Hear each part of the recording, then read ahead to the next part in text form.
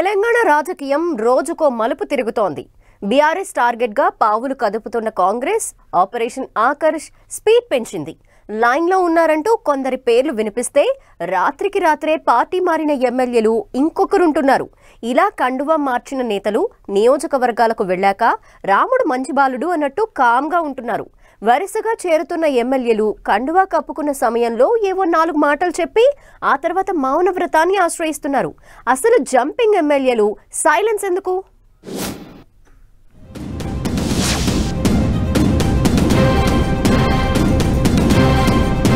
అయ్యిందేదో అయ్యింది, జరిగిందంతా మంచికే అనుకుంటే పోలా అన్నట్లు తయారైంది తెలంగాణ రాజకీయం. పార్లమెంట్ ఎన్నికల తరువాత రాష్ట్రంలో లెక్కలు మారుతున్నాయి. అధికార కాంగ్రెస్ ఆపరేషన్ ఆకర్ష్ స్పీడ్ పెంచడంతో ప్రతిపక్ష ఎమ్మెల్యేలు వరుసగా హస్తం గూటికి చేరుతున్నారు. ఇప్పటి వరకు దాదాపు 7 ఎమ్మెల్యేలు కాంగ్రెస్ చేతిని అందుకోగా మరికొందరు లైన్లో ఉన్నారంటున్నారు. ఇలా ఎమ్మెల్యేల పార్టీ మార్పుతో రాష్ట్రంలో పొలిటికల్ హీట్ పెరుగుతోంది. అయితే ఇక్కడే ఓ ఇంట్రెస్టింగ్ ట్విస్ట్ విస్తృత చర్చకు దారితీస్తోంది. పార్టీ మారుతున్న ఎమ్మెల్యేలంతా మాటల్లేవు అంటూ మౌనాన్ని ఆశ్రయిస్తుండడమే ఆసక్తి రేపుతోంది. జనరల్ గా రాజకీయం అంటేనే మాటల యుద్ధం. అటూ ఇటూ మొహరించిన నేతలు ఒకరిపై ఒకరు విమర్శలు ప్రతి విమర్శలతో తమ మనుగడ చాటుకుంటారు. గ్రామస్థాయి నుంచి రాష్ట్ర స్థాయి వరకు ఇదే రాజకీయం కనిపిస్తుంది. కానీ చిత్రంగా తెలంగాణలో పార్టీ మారిన ఎమ్మెల్యేలు నియోజకవర్గాల్లో ఎలాంటి సౌండ్ చేయటం లేదు. పార్టీ మారిన సందర్భంలో కాంగ్రెస్ కండువా కప్పుకున్న సమయంలో ఏవో 2 మాటలు చెప్పి ఆ తరువాత మౌనాన్నే ఆశ్రయిస్తున్నారు. ఇలా ఎందుకు జరుగుతుందో ఎవరికీ అంతుబట్టడం లేదు. నిత్యం గలగలా మాట్లాడే తమ నేత అస్సలు పెదవి విప్పకపోవడానికి కారణమేంటి అంటూ కార్యకర్తలు చర్చించుకుంటున్నారు. బీఆర్ఎస్ నుంచి కాంగ్రెస్ పార్టీలో మొత్తం 7 ఎమ్మెల్యేలు చేరారు. ఇంకొందరు కాంగ్రెస్ తీర్థం పుచ్చుకునేందుకు చర్చలు జరుపుతున్నారు. ఇలా కాంగ్రెస్ చేతిని అందుకున్న ఖైరతాబాద్ ఎమ్మెల్యే దానం నాగేందర్ సికింద్రాబాద్ ఎంపీగా పోటీ చేశారు.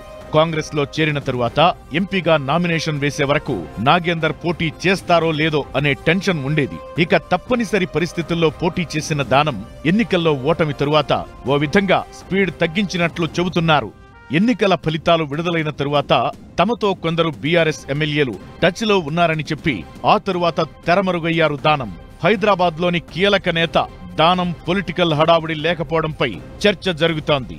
దానం బాటలోనే కాంగ్రెస్ గూటికి చేరిన సీనియర్ నేత స్టేషన్ కన్పూర్ ఎమ్మెల్యే కడియం శ్రీహరి కూడా ఎక్కడా చప్పుడు చేయడం లేదు. వరంగల్ కాంగ్రెస్ ఎంపీగా తన కుమార్తెను గెలిపించుకున్న కడియం పార్లమెంటు ఫలితాల తరువాత పెద్దగా మాట్లాడింది లేదు. ఒకప్పుడు రాష్ట్ర స్థాయిలో వివిధ అంశాలపై ఎప్పటికప్పుడు స్పందించే కడియం కాంగ్రెస్ లో చేరిన తరువాత క్రియాశీలంగా వ్యవహరించడం లేదంటున్నారు.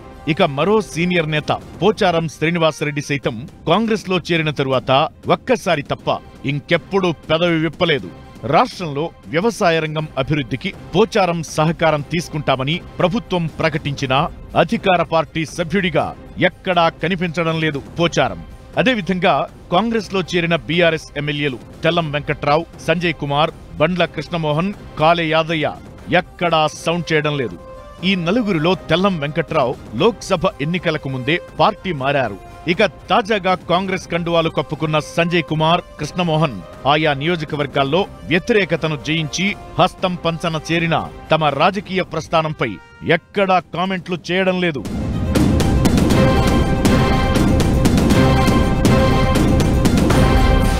ఇలా పార్టీ మారిన ఎమ్మెల్యేలు మౌనంగా ఉండటంపై రకరకాల చర్చ జరుగుతోంది. పార్టీ మారిన తరువాత తాము బీఆర్ఎస్ ను టార్గెట్ చేసి లేనిపోని వివాదాల్లో చిక్కుకోవడం ఎందుకనే ఎక్కువ మంది భావిస్తున్నట్లు ప్రచారం జరుగుతోంది.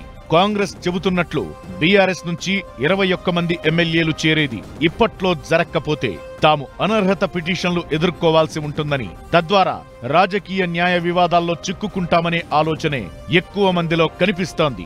అయితే లోక్సభ ఎన్నికల ముందు పార్టీ మారిన 3పై ఇప్పటికే బీఆర్ఎస్ అనర్హత పిటిషన్లు దాఖలు చేసింది. పార్లమెంట్ ఎన్నికల ఫలితాలు వచ్చిన తరువాత చేరిన 4 విషయమే ఏం చేయాలనేది ఆలోచిస్తోంది గులాబీ హైకమాండ్.